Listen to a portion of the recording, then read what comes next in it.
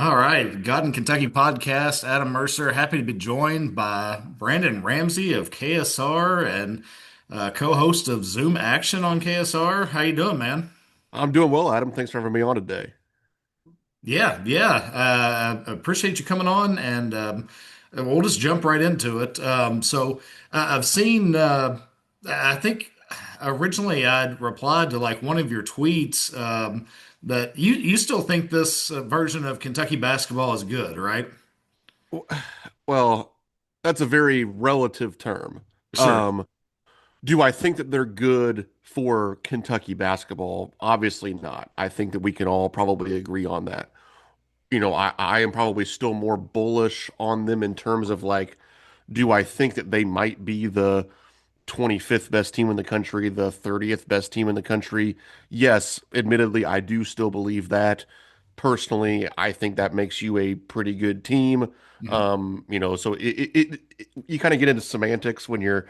you're breaking things down there. So yeah, I mean, obviously this team has come nowhere close to the expectations we had for them Mhm. preseason. Both, I think injuries play a part of that, but obviously just some missed evaluations, some poor roster construction, all that plays a role in that. But do I think that this is like, a team that's, I still think they're going to make the NCAA tournament. I still think they have a chance to win a game in the NCAA tournament. And that's probably where I come from when I, push back on some people and defend the team a little bit. But Sure. yeah, it's still not fun. Uh-huh. I think we can all agree on that. Right. So, I mean, the injuries are what they are. We can't really do anything about that. But you mentioned poor roster construction. Go into that a little bit. Yeah, I just think that, when we went and hired Coach Pope, regardless of whether you were excited about that or you weren't, whatever, the one thing I think we all thought we were getting was a excellent offensive mind, somebody who was going to come in and put together some really, really good, exciting offensive teams. I think we all kind of watched that YouTube video from Hoop Vision. They play basketball like a video game or whatever it was. From BYU, we kind of talked ourselves into it, super excited. And then last year, he kind of delivered on that. Like Kentucky Mhm. was a top 10 offense. I think that based on the situation he was put into, quite frankly, he probably overachieved some expectations, quite frankly, in year one. And then you thought, like, all right, man, like now he has a chance to, with some proof of concept, go out and build his own roster with some more time. Sure. This is going to be really fun. And then to me, it was like he just kind of went away from what makes his offenses really good, of like guys that can pass the ball, guys that can really shoot. Like, going into this season, even as we all sort of talked ourselves into having super high expectations, I think pretty much everybody, if you asked us like, hey, what's the one thing you're worried about? We were all probably saying shooting. And Mhm. that has obviously been an issue. So to me, that's really where the roster construction failed, along with maybe some guys that's not being as good as what we thought. And that's kind of part of it. Sometimes that happens. Like you're going to Mhm. miss on evaluations over years.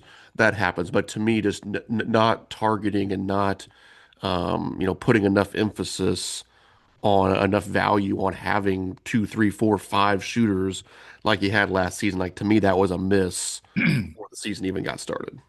Right. So Pope's offense it obviously needs shooters, needs scorers. We don't have that.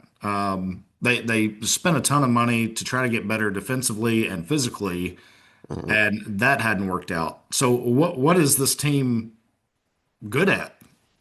Right. I think that, one of the things with the defensive side, like I do think that that was in a position to be better. Like, that all of the metrics were showing that this team did improve defensively from last year. Now, Mhm. with JQ essentially not being a part of that at all, that hurt. I mean, this is a guy that, was going to have a chance to be one of the best interior defenders in college basketball.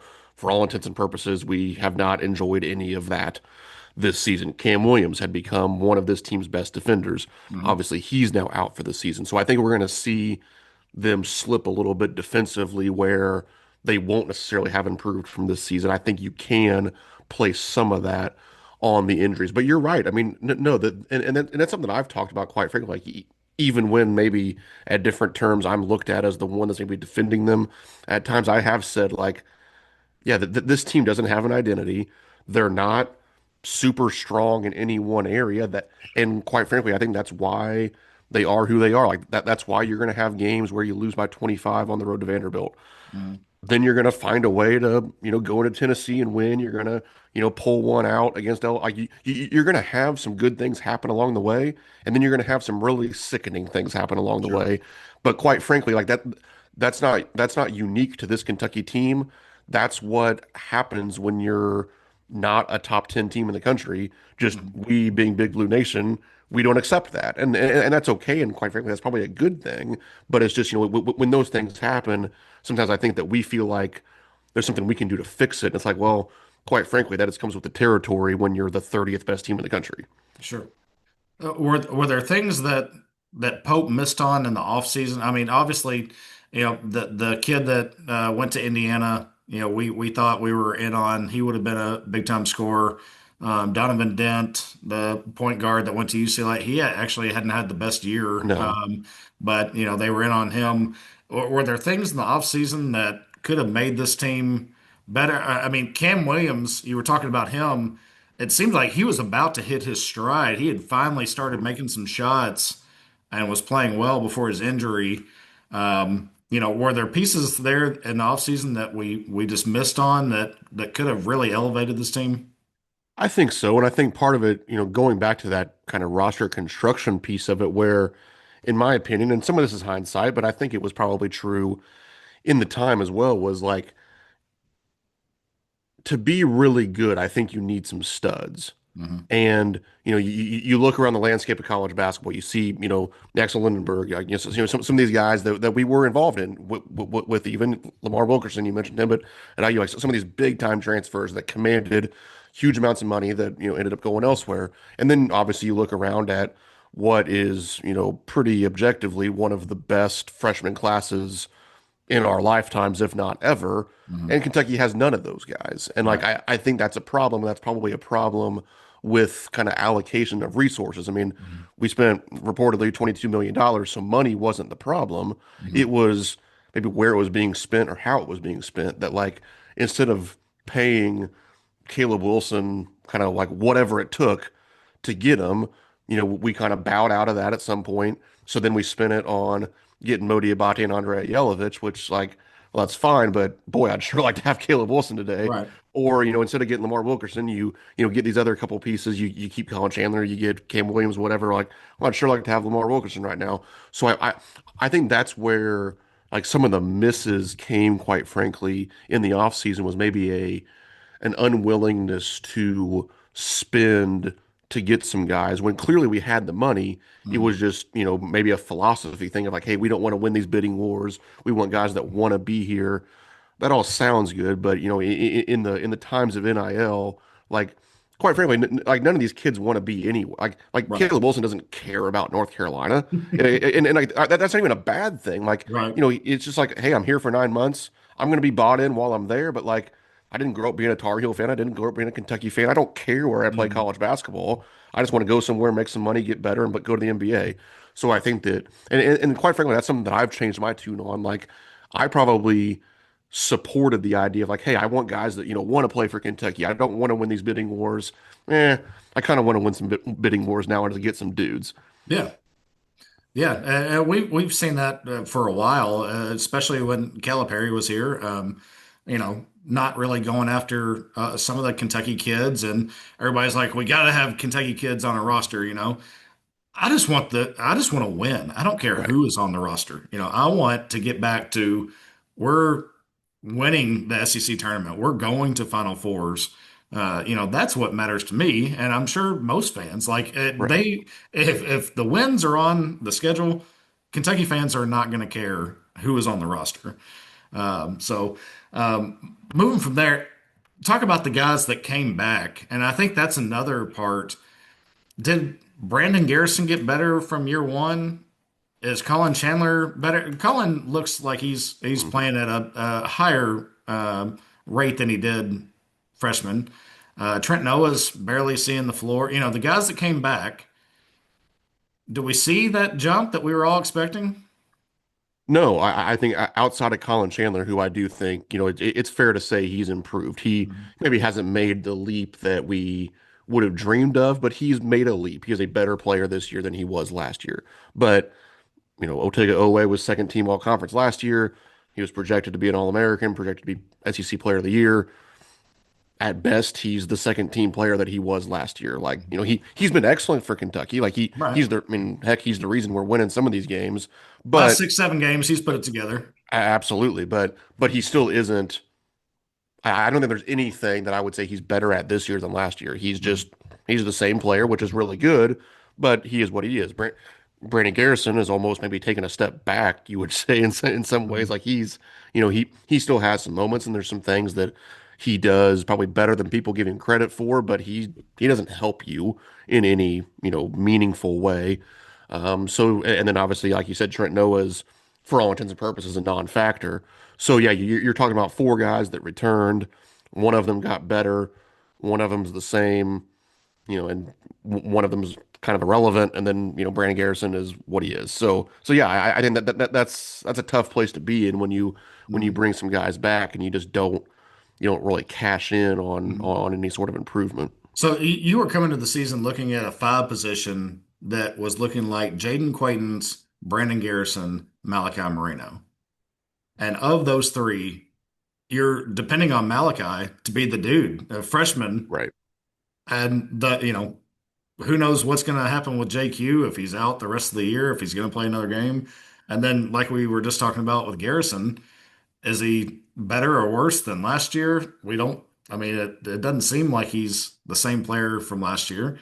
So you're dependent on that freshman to carry the load down low in the SEC, which is, it's not as good as it was last year, but it's still the most physical league Right. in college basketball. And he's got to he's Yeah. got to deal with that. It's a tough place to be in. I mean, and quite frankly, I think Malachi has exceeded some expectations Mhm. as a freshman. He's been better than I would have expected. He's been really, really good in some stretches. Now he's also struggled at times because he is a freshman five man Yep. playing at a really high level. But yeah, you probably came into the season thinking that once Jaden Quaintance was healthy, there was a situation where Malachi was your 10th, 11th man, like, maybe Mhm. playing, maybe not.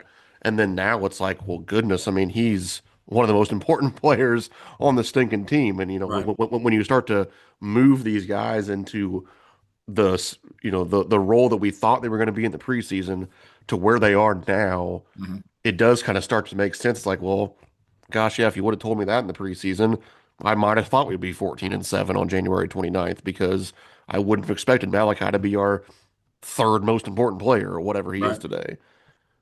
If it let's besides the roster, or maybe it is the roster, talk to me about how does Kentucky just start falling behind 10 points in the first by the first TV timeout? Like what's going on there? I think there's a couple of things. One, watching the games, I don't think our team responds to adversity very well.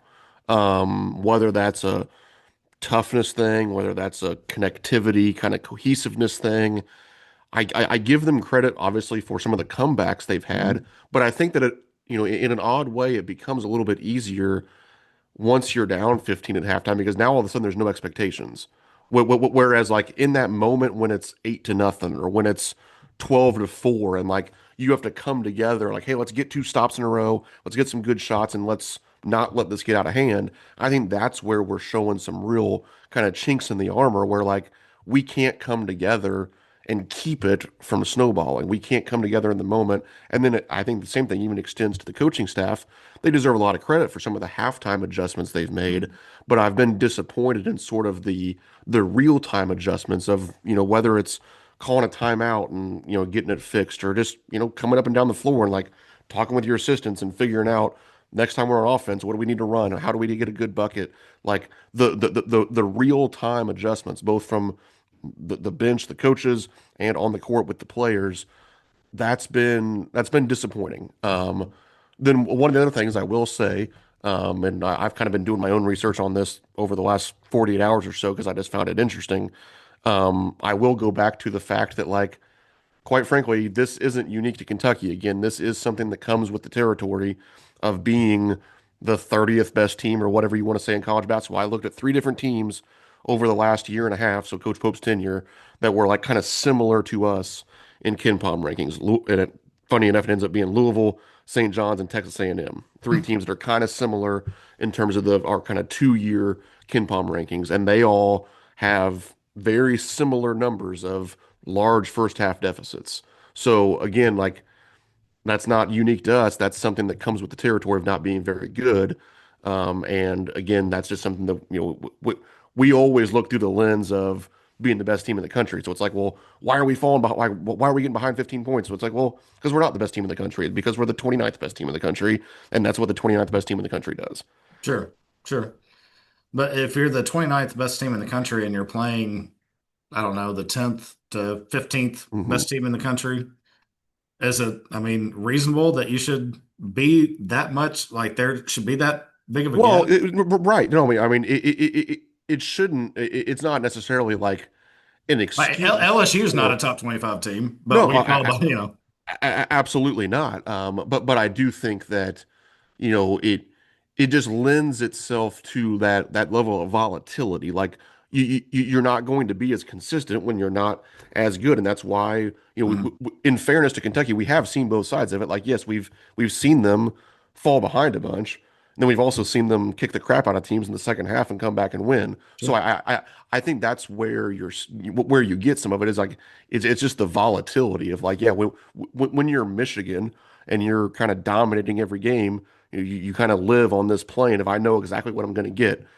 It's not fun for any of us, but like on any given game, I have no idea what I'm going to get out of Kentucky. You Right. might get a decent 40-minute performance like you got against Texas. You might get 20 minutes that stink and 20 minutes that are pretty strong. You might Mhm. get 40 minutes that stink, like we saw against Gonzaga and Vanderbilt. Like it's just you know, it's all possible Right. for this team. That's a tough place to live. But again, I think that's, right, wrong, or otherwise. And again, it's not an excuse. It doesn't make it right. It doesn't mean we're accepting it. It's just like, yeah, when Yeah. you're an average team, this is life for average teams, and we're just not very used to it as Kentucky fans. Right. So talk to me about going into the X's and O's. I can see what's going on surface level, but you and Zach dive in on Zoom action on your all's podcast on the actual X's and O's. Why is Kentucky so bad at offense? Is it just because they don't have that guy that can beat their man one on one, and I mean, it seems like they either pass around the perimeter, hmm and then at the end they're like, get it to Owe, and he tries to force something. Yeah, I think that there's a couple of things. I think one is personnel and two is structural to some extent. One, yes, like as we've spent, the last 15, 20 minutes talking about, the players on this team, like they're not it. We don't have the studs to go make some things happen.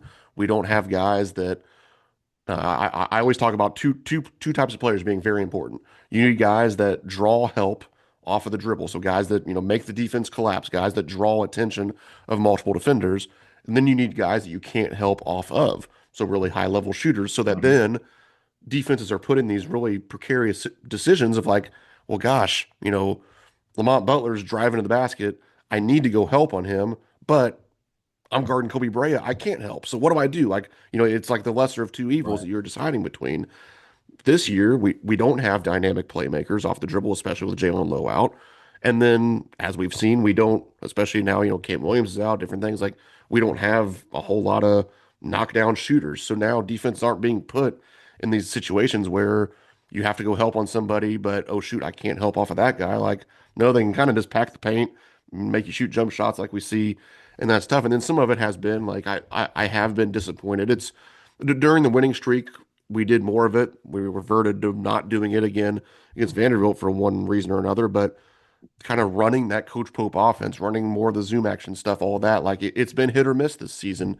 In my opinion, it's worked all right when we have leaned into it, and then the offense doesn't look very good when it's not there because that sort of offense it kind of manufactures some of Hmm. those things. Like it manufactures spacing, it manufactures ball movement, it manufactures putting guys in situations to cut and put the defense in some tougher situations. And I think that's why last year, I think we all talked about it, where sort of the whole was greater than the sum of the parts Right. last year.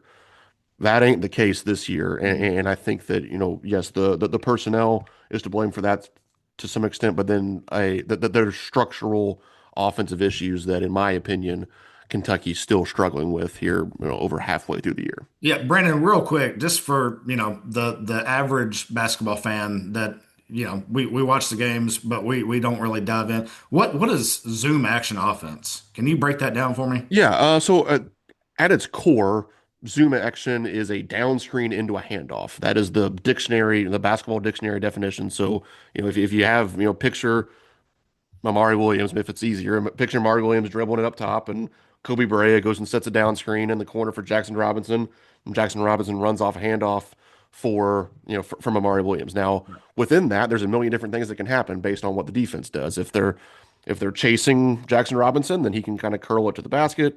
If they switch it, maybe he can step back and shoot a three. You get chances to slip or cut to the basket, back cuts, all these different things. And that was supposed to Um, be Pope's forte, right? that Like is that's running what we his saw a lot offense, of. you have all these different options off of Right. Yeah, yeah. one It's motion. essentially one play, but there's, infinite iterations off of it, kind of based on what the defense gives you. And this year it's been more ball screens, isolation, like, Mhm. things that just aren't working very well.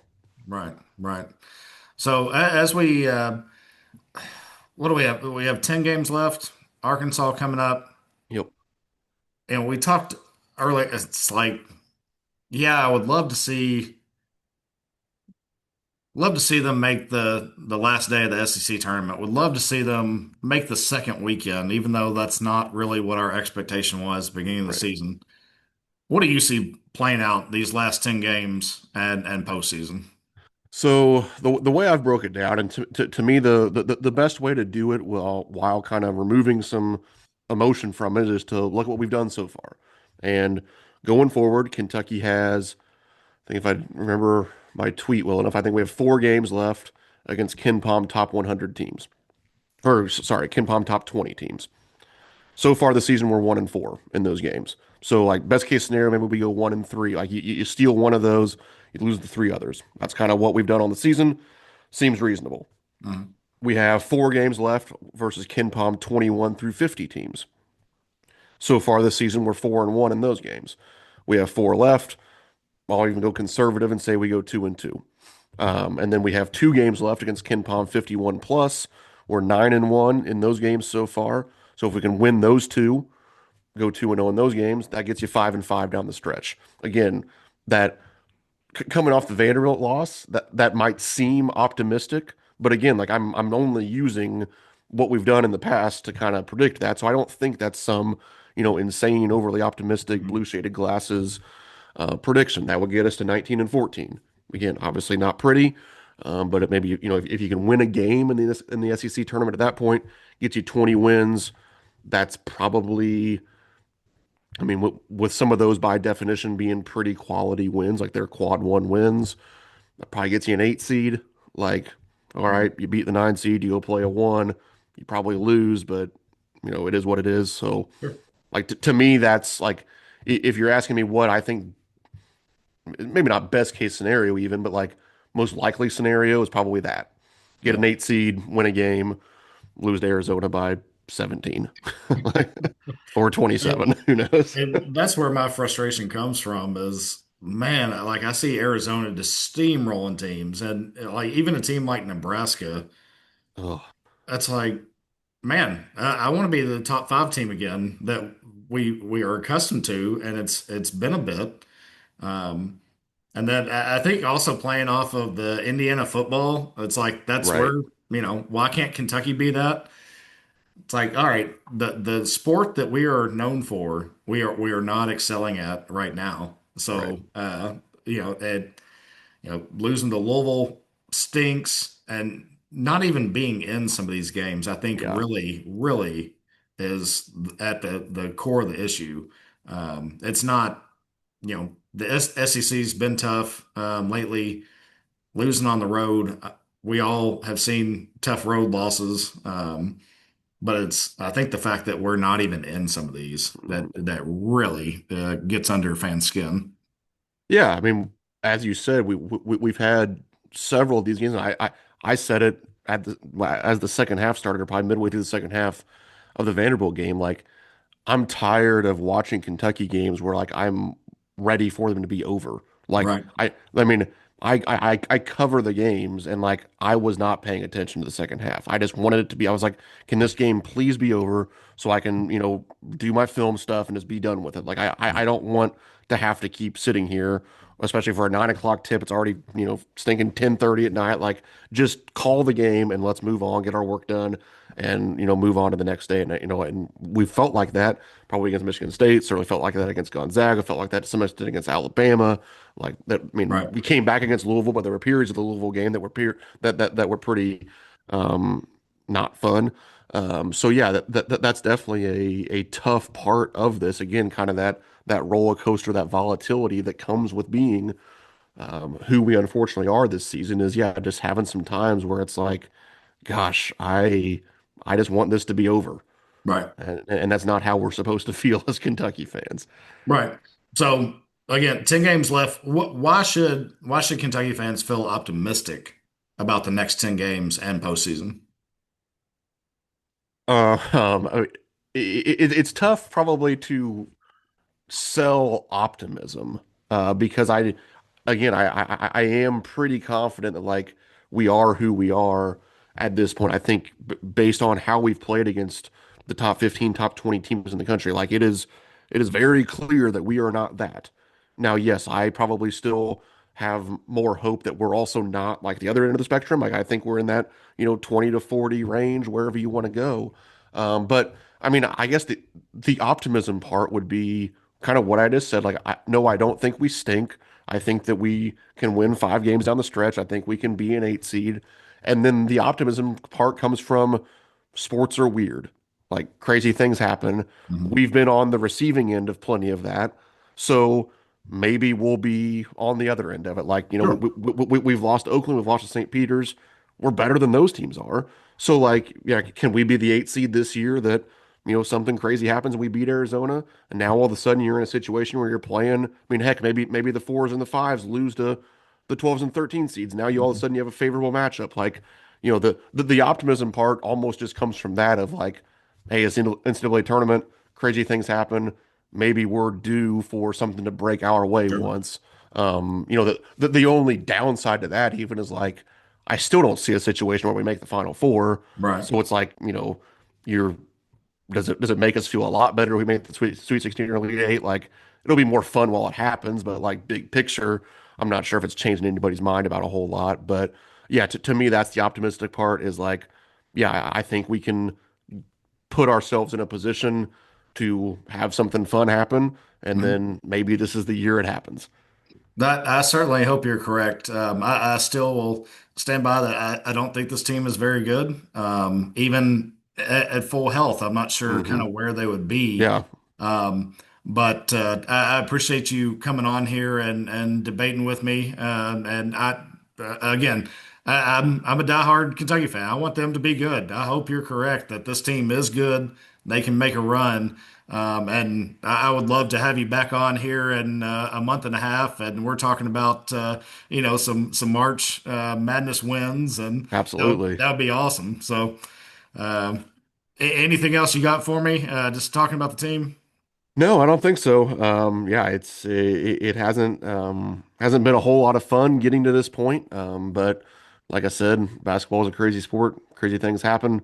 We've been on every side of it as Kentucky fans. So I still enjoy the competition, enjoy the games, and yeah, to me, you just gotta keep riding with them and kind of and see where it goes. But yeah, no, you're absolutely right. This team, it is hard to see a path forward that is super exciting for Mhm. what our expectations are. Sure. Well, hopefully Pope turns it around and gets them playing on a higher level. But again, I appreciate you coming on here. I appreciate your content and what you and Zach do on Zoom action. So just thank you, and hopefully we'll talk again here pretty soon. Yep, absolutely. Thanks, Adam. Thanks, Brandon.